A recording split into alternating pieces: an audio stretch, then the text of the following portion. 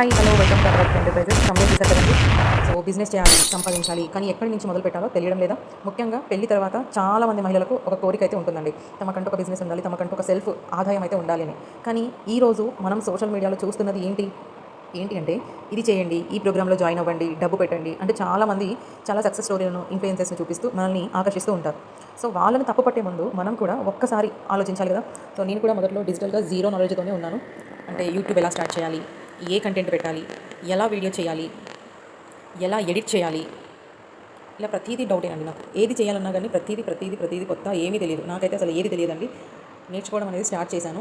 So ఇప్పుడు వస్తున్న rumours కూడా చూస్తూనే ఉన్నాను, నెగిటివిటీ కూడా చూస్తూనే ఉన్నాను. కానీ నేర్చుకుంటూ నా బిజినెస్తో పాటు యూట్యూబ్ని కూడా ఉపయోగించడం నేను స్టార్ట్ చేశాను. సో చాలామంది నన్ను ఒక ప్రశ్న అడుగుతారండి. ఏంటి ఆ ప్రశ్న అంటే, మీరు ఇప్పటికే మీకు ఒక బిజినెస్ ఉంది కదా, మళ్ళీ పార్ట్ టైం వర్క్ ఎందుకు, మీకు ఈ పార్ట్ టైం జాబ్ ఎందుకు చేస్తున్నారు, అసలు ఈ పార్ట్ టైం వర్క్తో మీకు పని ఏంటి? సో దీనికైతే కొన్ని కారణాలు అయితే ఉన్నాయండి. ఆ కారణాలన్నీ నేను తర్వాత మీతో షేర్ చేస్తాను. అప్పటి వరకు కొంచెం వెయిట్ చేయండి, ఎందుకు బిజినెస్తో పాటు నేను ఇలా పార్ట్ టైం వర్క్ అనేది చేస్తున్నానని. కానీ ఇప్పుడు మీకు ఒక ముఖ్యమైన విషయం అయితే చెప్తానండి. ఏంటి అంటే, యూట్యూబ్ని ఫుల్ టైం కెరీర్గా యూస్ చేయాలా లేదా పార్ట్ టైంగా యూస్ చేయాలా అనేది పెద్ద క్వశ్చన్ అందరికీ కూడా. దానికి ఒక సమాధానం అయితే ఒక్కటి కంటిన్యూగా ఖచ్చితంగా ఒక సమాధానం అయితే లేదండి. అది వాళ్ళ పేషెన్స్ మీద ఆధారపడి ఉంటుంది.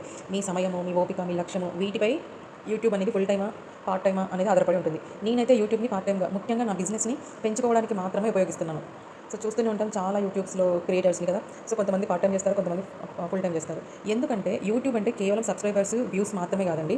మీ వీడియోల ద్వారా కొత్త కస్టమర్స్ రావచ్చు, మీ బ్రాండ్ గురించి తెలుసుకోవచ్చు, వర్డ్ ఆఫ్ మౌత్ పెరగవచ్చు.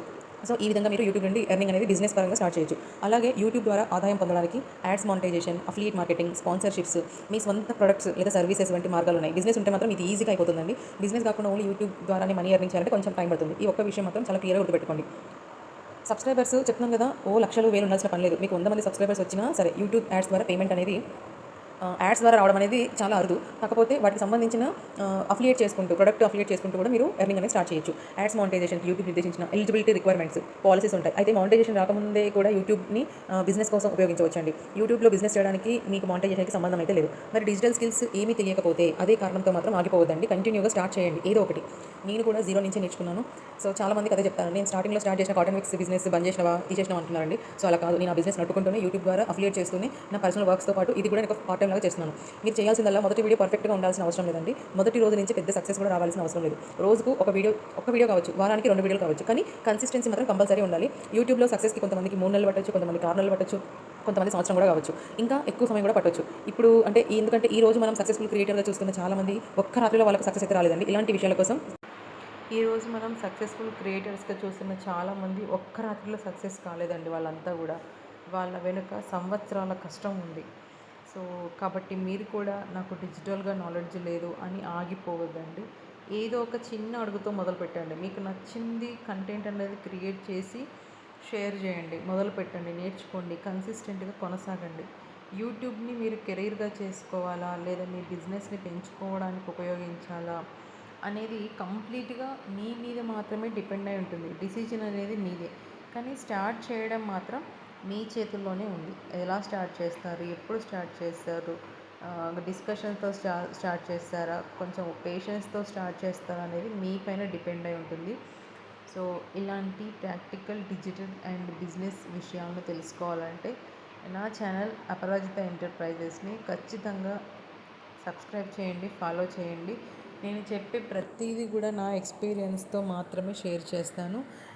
రీసెంట్గా డిజిటల్ మహిళా స్కార్వి గురించి నేను కొన్ని వీడియోస్ రిలీజ్ చేశాను. దాని కింద పెట్టేవాళ్ళు నెగిటివ్ పెట్టారు, పెట్టేవాళ్ళు పాజిటివ్ పెట్టారు.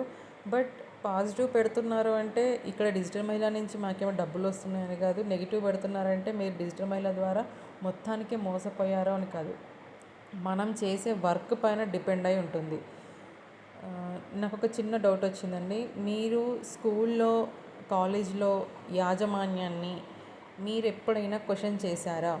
డబ్బులు కట్టిన తర్వాత నాకు డౌట్స్ క్లారిఫై చేయట్లేవు నువ్వు, నీ వల్ల నాకు జాబ్ రాలేదు అనేసి ఎప్పుడైనా మీరు క్వశ్చన్ చేశారా అనేది నేను అడిగిన క్వశ్చన్కి మీరు ఆన్సర్ చేయండి. నెక్స్ట్ వీడియో దానితోనే నేను రివీల్ చేస్తాను అసలు ఏంటి, ఏం జరుగుతుంది అనేది. సో ప్రతిదీ కూడా మనం నేర్చుకునే దానిపైన మాత్రమే డిపెండ్ అయి ఉంటుందండి. ఒకరిని బ్లేమ్ చేసే ముందు మనం ఏం నేర్చుకున్నాము అనేది చూడండి. Thank you for watching. Please subscribe my channel.